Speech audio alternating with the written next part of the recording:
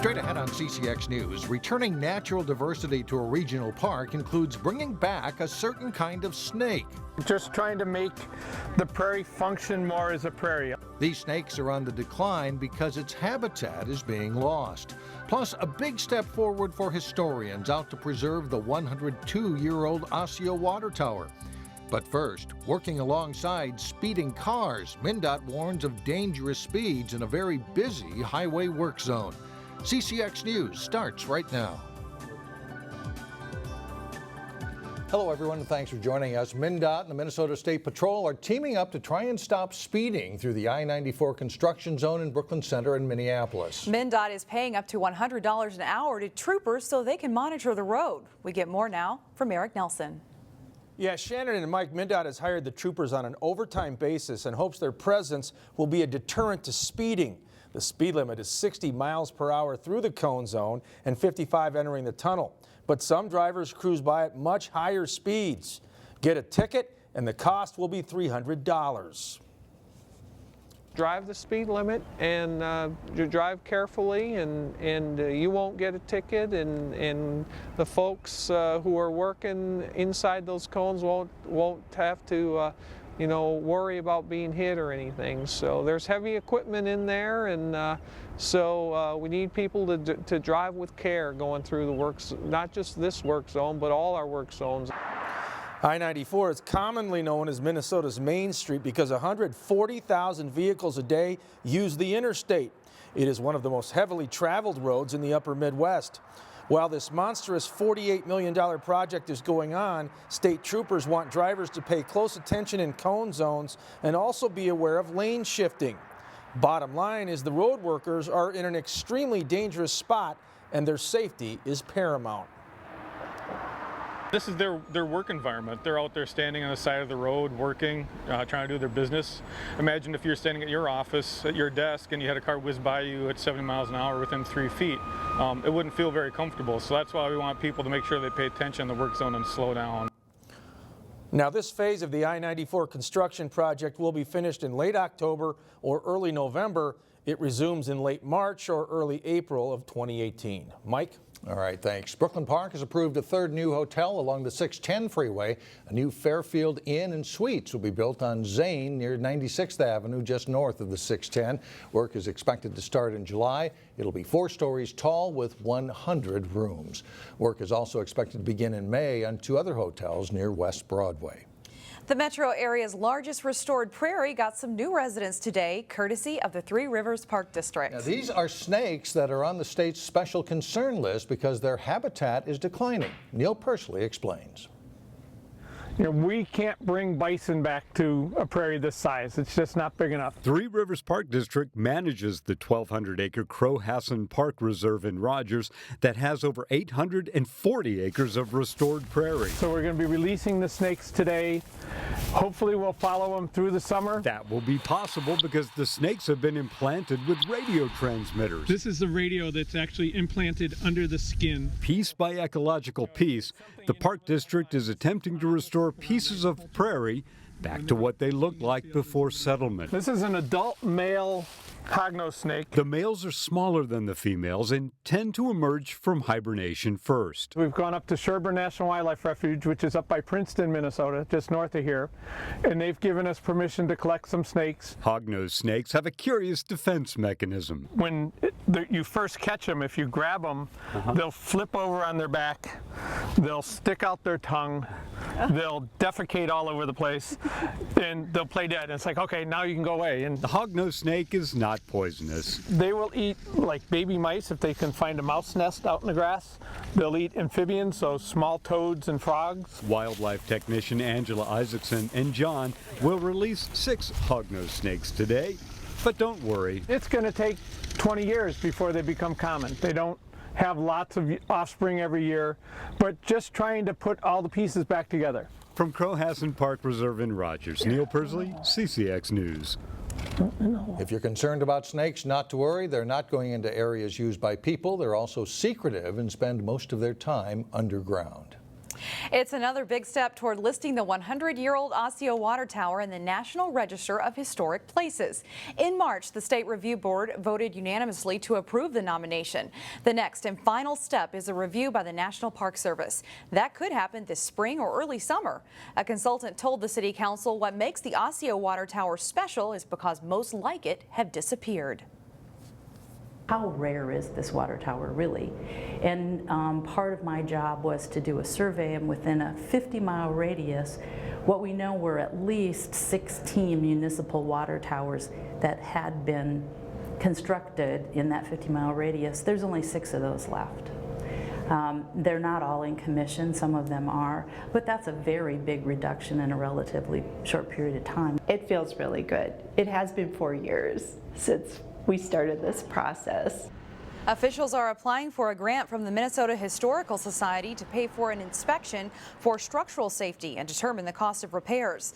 The city could hear about the listing the tower in the National Register by mid-June. Nonprofits and charities in our area are honoring volunteers this week for National Volunteer Appreciation Week. That's happening at CEAP in Brooklyn Center, and today we spoke with one volunteer who has her name on the wall for more than 500 hours of service, and that's just last year. I love thrift store shopping. Linda Kubinski is a thrifter at heart. A lot of my items look brand new, but they're from thrift stores. Both these sides are women's. She loves spotting a good find and getting a good deal. The fun part is finding the good items and putting them out, and then hearing our clients say how they appreciate what we have. That may be why Linda gravitates. This would actually be one of the first things we do is straighten up. Towards sorting and stocking donations in CEAP's thrift store in Brooklyn Center. And then we would go through some of the clothing to make sure it's still current. In her 10+ years at CEAP, she's sorted, stocked, and been a jack of all trades. Yeah. Or maybe a queen instead. Linda is kind of the queen when it comes to sorting and stocking shelves or hanging things on racks. So I will look at this. About 18 months ago, Linda helped transition the store from the clothing closet to the Turning Leaf thrift store, which provides an important revenue stream for some of CEAP's programs. In 2016, she served over 500 volunteer hours. So, you know, she is just such a superstar. Excuse me. You'll find her kind of assigning projects for the other volunteers to work on and just making sure that it looks very nice and organized and presentable in here in the thrift store. Linda says volunteering at CEAP has given her friendship, camaraderie, and a purpose. I love volunteering and helping people. We meet a lot of incredible people, and we get as much as we receive. We just can't thank her enough for being an advocate in the community for volunteering at CEAP. And on any given day, there are 40 volunteers performing a variety of different jobs at CEAP. Still ahead on CCX News, New Year's resolutions may have been broken a long time ago. Up next, HealthCheck tells you how to get them back. Plus, Cooper and Park Center go head-to-head on the softball diamond, but first, spring takes a step backward. Look for chilly rain and cooler temperatures for a couple of days. Every year, resolutions are made and broken when it comes to losing weight and living a healthier lifestyle. In today's Health Check report, Delane Cleveland tells us what one local clinic is doing to help you lose weight. I'm noticing that you're eating more cereal than you used to. What's going on there? Once a month, Kelly Geiger makes her way to the HCMC clinic in Golden Valley to meet with her physician, Natalie Eichman. Have you looked at the nutrition label? I have not. Okay. But this isn't your typical visit to the doctor's office. I think that it'd be a good option to switch to something with higher protein content so you're not as hungry later. Kelly keeps a daily chart of what she eats, and for the past year, Natalie looks at that list and advises Kelly on where she can make changes. So it's called the Great Slim Down. It's a weight loss program that I designed over a year ago to help patients work on goals, exercise, healthy eating habits to overall improve their quality of life. So I saw the ad came out about it and I thought, well, I do need to lose weight, so I signed up. Getting involved in this program was one of Kelly's resolutions last year. Together we've lost over 50 pounds. Shortly after she started, her daughter Kelsey joined in. For me, it's been about reducing stress and making healthier choices. You can kind of choose what you want to do. You can start out and say, I want to change my meal plan, and you can start logging like my mom does, or you can go more of a fitness route like I do. All the while, Natalie holds them accountable to help them accomplish their goals. I am the cheerleader. I'm helping them along the way and giving them good guidance and appropriate medical information to help them make these decisions in conjunction with our staff psychologist here in the clinic. Natalie says a lack of accountability is the main reason why people's resolutions fail. I'm not afraid of the scale anymore. In the case of Kelly and Kelsey, they also have each other to provide support. We had that motivation already, but Natalie just helps advance it. Kelsey is getting married in November, and she has no doubt that they'll look their best. We'll text each other every once in a while in the morning what our weight is and stuff and just congratulate each other, and I think she looks beautiful. I think she's going to make a beautiful bride. In Golden Valley, Delane Cleveland, CCX News. Of course, losing weight can help prevent chronic conditions associated with obesity like diabetes, fatty liver disease, and sleep apnea. A lot of good reasons for it. Up next, we'll show you some kids who are eating their vegetables and liking it. But first, the Wayzata baseball team is looking strong again after winning a state title last season. John Jacobson has that and more next. You know, the first when you're stacked.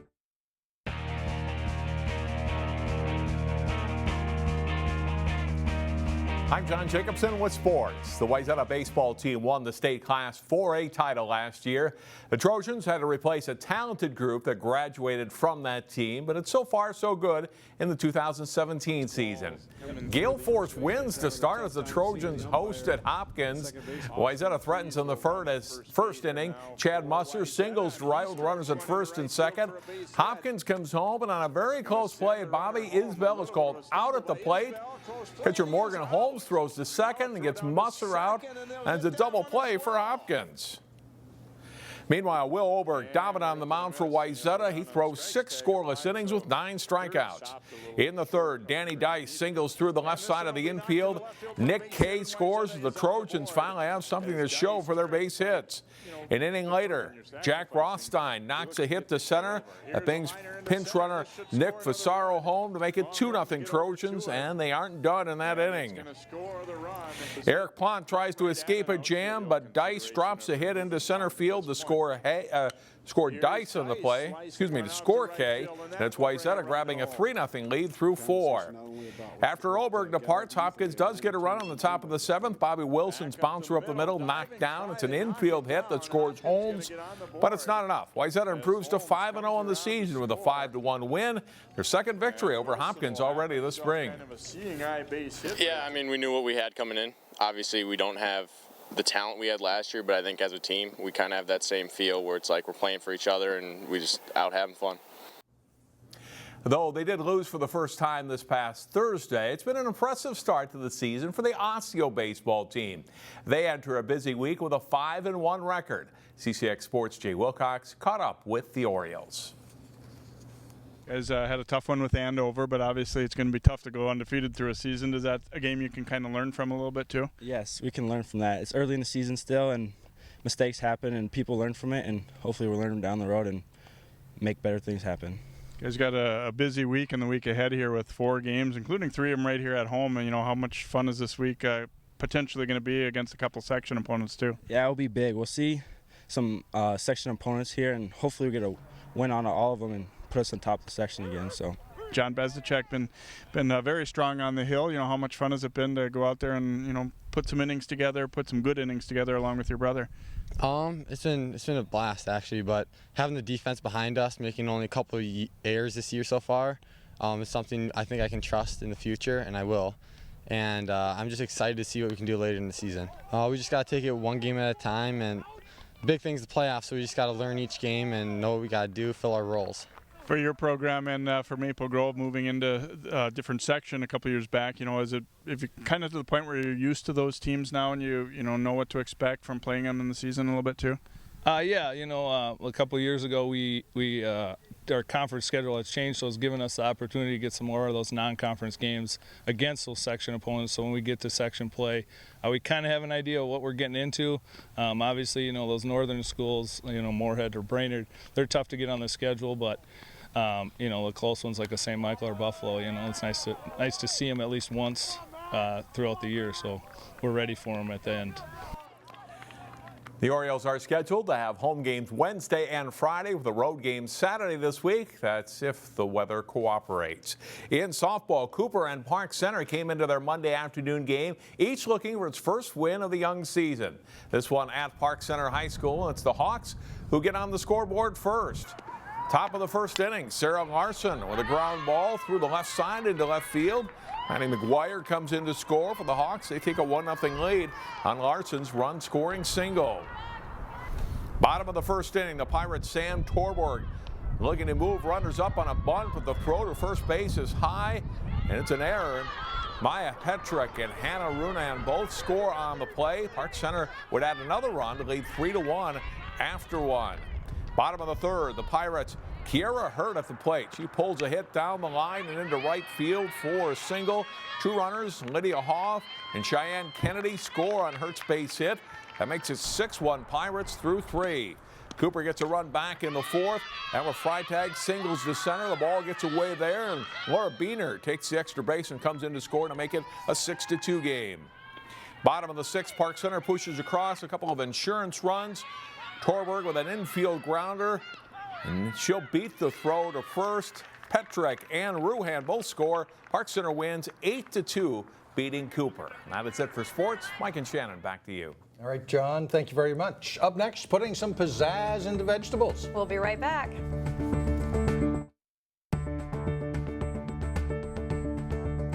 Coming up Wednesday on CCX News, we'll see what police are doing at a local college as they search for new recruits. Also, a reminder for contractors and anyone who has to dig in a yard or a work site about the danger that might be underground. Plus, we'll help you get up to date on the latest scams that are targeting seniors and others in the Northwest Metro. Many children turn up their noses at the first sight of a vegetable, but a taste test at a school hopes to change that. The cafeteria cooks have newly inspired recipes designed to tempt their taste buds. It's a very healthy choice for them, you know. We try our best to offer them healthy food with everything, but the vegetable is the last thing that they usually take. Well, for the past 5 months, cooks with the Robbinsdale district received training from professional chefs on how to make vegetables more appealing. Students would give them a thumbs up or a thumbs down. And today, students at the School of Engineering and Arts in Golden Valley put hummus with watermelon and parsnip to the test. It's better than most hummus I've had. The chip I like, again. With the hummus is okay. Hey, not bad, it's okay. The goal, of course, is to increase vegetable consumption and cut down on childhood obesity. And believe it or not, they tell us that Brussels sprouts are a big hit. Way to go. Oh, good job there. That's it for now. Thanks for joining us, everybody. We'll see you back here again tomorrow starting at 4 o'clock.